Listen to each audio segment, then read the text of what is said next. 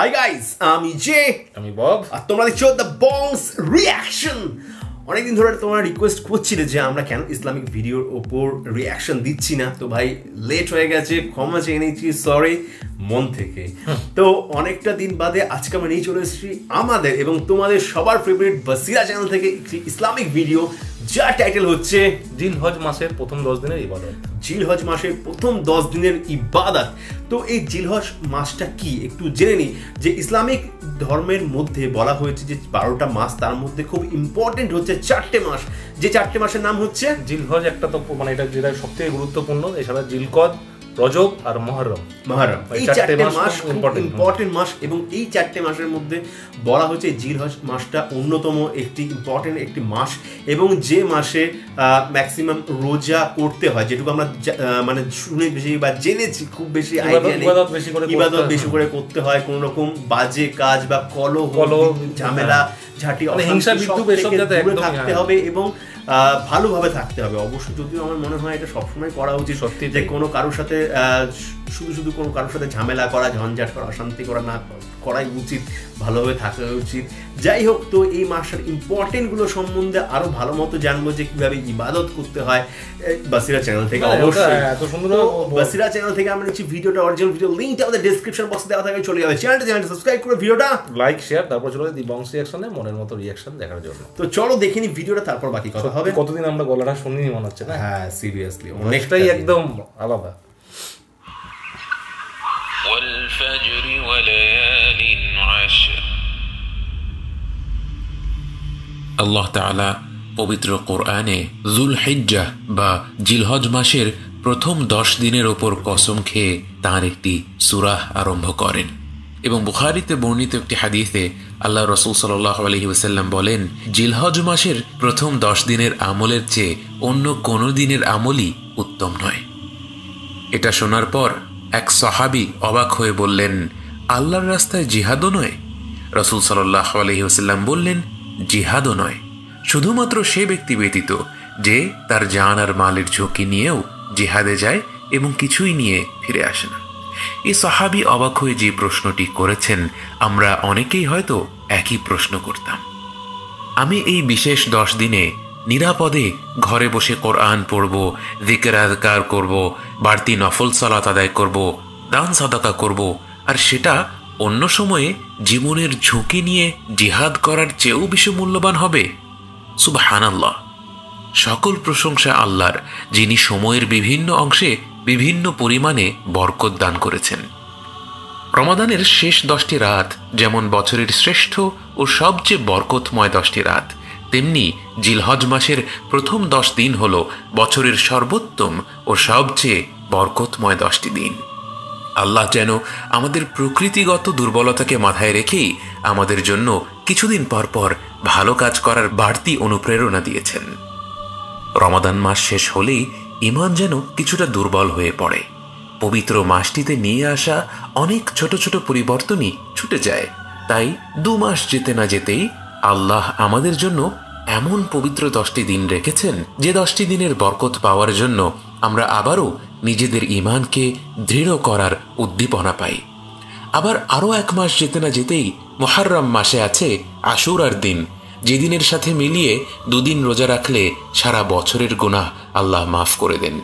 আমাদের প্রতি আল্লাহ রাব্বুল আলামিনের ভালোবাসা কতটা প্রগাঢ়! তবে জিলহজ মাসের প্রথম 10টি দিনের একটি চ্যালেঞ্জ হলো, রমাদান মাসে যেমন চারিপাশে একটা ইবাদতের আমেজ থাকে, জিলহজ মাসে কিন্তু সেই পরিবেশটা সাধারণত লক্ষ্য করা যায় না। চলুন এই বছর থেকেই স্রোতের বিপরীতে গিয়ে আমরা চেষ্টা করি চমৎকারভাবে 10টি দিন কাটাতে। আমাদের প্রথমেই মনে রাখতে হবে, এই 10 দিনে যে কোনো ইবাদতের কাজের বরকতই আল্লাহ বৃদ্ধি করে দেন। তাই আমাদের উচিত নিজেদের বর্তমান অবস্থার দিকে তাকানো এবং আমরা যেই অবস্থায় আছি তার থেকে বেশি কিছু এই 10 দিনে করতে। যেমন কেউ কেউ আছেন এখনো 5 ওয়াক্ত সালাত সময় মতো আদায় করেন না। এই 10 দিন হতে পারে 5 ওয়াক্ত ফরজ সালাত সময় মতো পড়া আরম্ভ করার এক সুবর্ণ সুযোগ। হয়তো এই সুযোগটা কাজে লাগালে আল্লাহ আপনার প্রতি এতটা সন্তুষ্ট হবেন যে আপনি এরপর থেকে সারা জীবন সময় মতো নামাজ পড়বেন। আপনি ভাবছেন আপনি পারবেন না, আপনি ভাবছেন আপনি কোনোভাবেই ফজরের সময় ঘুম থেকে উঠতে পারবেন না। আপনি এই 10টা দিন ফজরের নামাজটা পড়েই দেখুন আল্লাহ আপনার জন্য কাজটাকে কিভাবে সহজ করে দেন। আবার যারা আলহামদুলিল্লাহ 5 ওয়াক্ত নিয়মিত নামাজ পড়ি, তারা চেষ্টা করতে পারি নিয়মিত বাড়তি কিছু নফল নামাজ আদায় করতে, যেমন সকালে দোহার নামাজ বা রাতে তাহাজ্জুদের নামাজ। যারা একেবারেই কোরআন পড়ি না, তারা এই 10 দিনে কোরআন পড়া আরম্ভ করতে পারি। আবার যারা আলহামদুলিল্লাহ নিয়মিত কোরআন পড়ি, তারা এই 10 দিনে কোরআন পড়ার পরিমাণটা বাড়িয়ে দিতে পারি।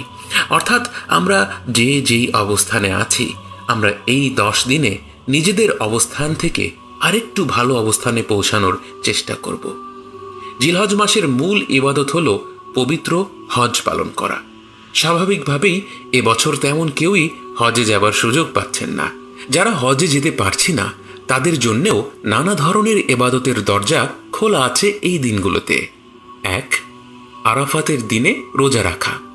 এই 10 দিনের প্রথম 9 দিনই রোজা রাখা যেতে পারে, কিন্তু সেটা অনেকের জন্য কষ্টকর হতে পারে। তারা যদি শুধুমাত্র আরাফাতের দিন সিয়াম পালন করেন, তাদের জন্য রয়েছে এক অবিশ্বাস্য পুরস্কার। আল্লাহর রাসূল সাল্লাল্লাহু আলাইহি ওয়াসাল্লাম বলেন, আরাফাতের দিন রোজা রাখলে আগের এবং পরের বছরের সকল গুনাহ মাফ হয়ে যায়। আরাফাতের দিন কবে, এ নিয়ে অনলাইনে তর্কে না জড়িয়ে যে আলেমদের উপর আপনার আস্থা বেশি, তাদের নির্দেশ মতে আরাফাতের দিন রোজা রেখে খাবার ও পানাহারের পাশাপাশি অযথা কথা থেকেও নিজেকে দূরে রেখে আল্লাহর কাছে বেশি বেশি দোয়া করাটাই বুদ্ধিমানের কাজ হবে। আরাফাতের দিন হলো দোয়া কবুলের দিন। ইমাম মালিকের মুয়াত্তায় বর্ণিত হাদিসে উল্লেখ আছে, রাসূল সাল্লাল্লাহু আলাইহি ওয়াসাল্লাম বলেন, আরাফাতের দিনের দোয়া হলো শ্রেষ্ঠ দোয়া, এবং আমি অথবা আমার আগের নবীগণদের উচ্চারিত শ্রেষ্ঠ যিকির হলো লা ইলাহা ইল্লাল্লাহ ওয়াহদাহু লা শারীকা লাহ লাহুল মুলকু ওয়া লাহুল হামদু ওয়া হুয়া আলা কুল্লি শাইইন কাদির। আরাফাতের দিনে তাই আমাদের উচিত হবে অন্তত কিছুটা সময়ে দোয়া ও যিকিরের জন্য নির্ধারণ করে রাখা।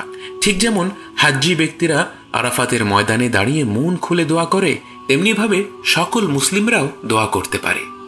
সম্ভব হলে আগে থেকে আপনার মনের যত আকাঙ্ক্ষা, যত চাওয়া, যত দোয়া সব লিখে রাখতে পারেন। আপনার সব আত্মীয় স্বজনদের জন্যে নাম ধরে দোয়া করতে পারেন। যে এক কথায় আল্লাহকে বলল, আল্লাহ আমার সকল আত্মীয় স্বজনদের তুমি ক্ষমা করে দাও, তাদের রিজিক বাড়িয়ে দাও ইত্যাদি।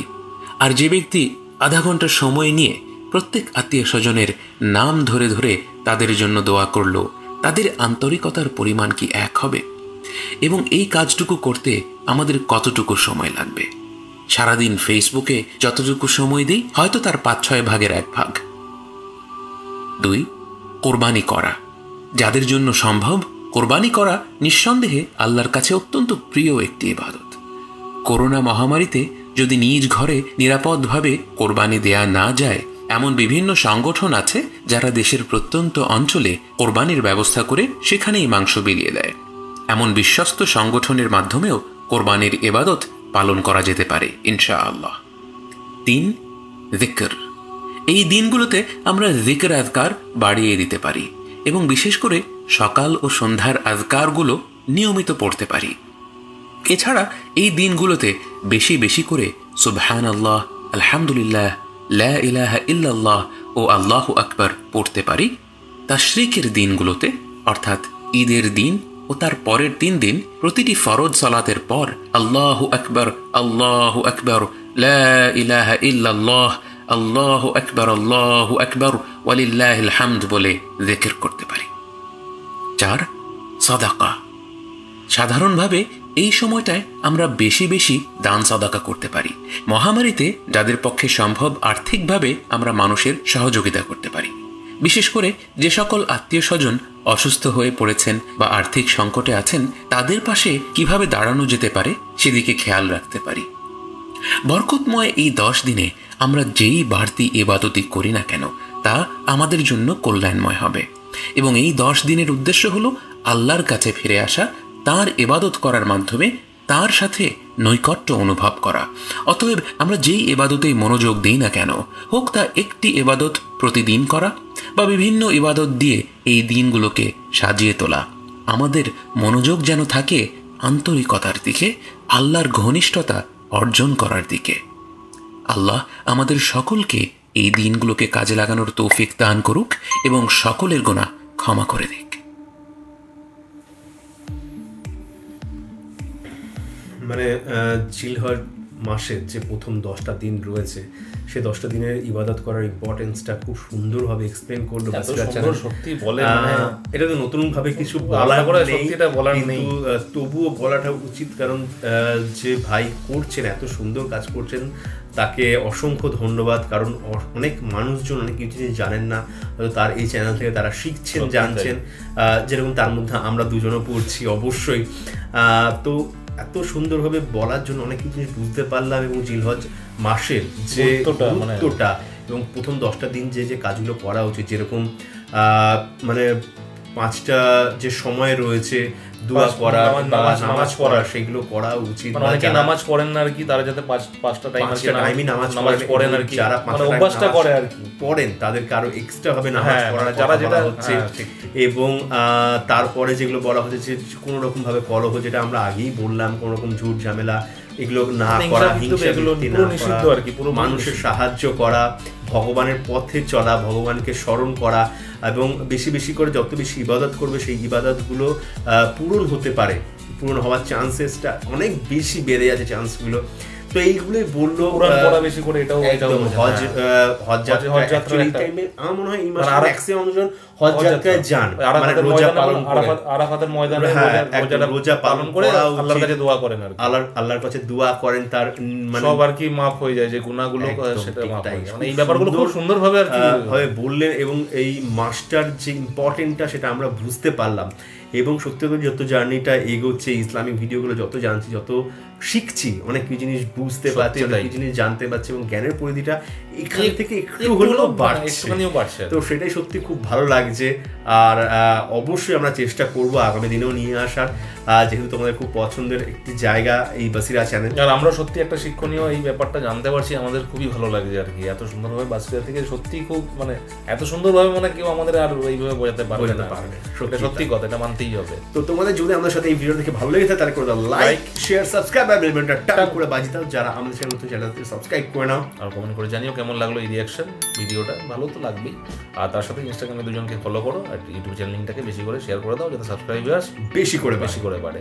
আর যারা এখনো ফেসবুকে গ্রুপে জয়েন করেনি, তারা গ্রুপে জয়েন করে পেজটাকে লাইক করে সর্বত্র শেয়ার করে দাও। যত সোশ্যাল মিডিয়া সেখানে তো করবেই, তার সাথে বন্ধু বান্ধব, অফিস কলিগ, XYZ, পাড়া প্রতিবেশী, আত্মীয় স্বজন, কাউকে ছেড়ো না, ভাড়াটিয়া কাউকে ছেড়ো না।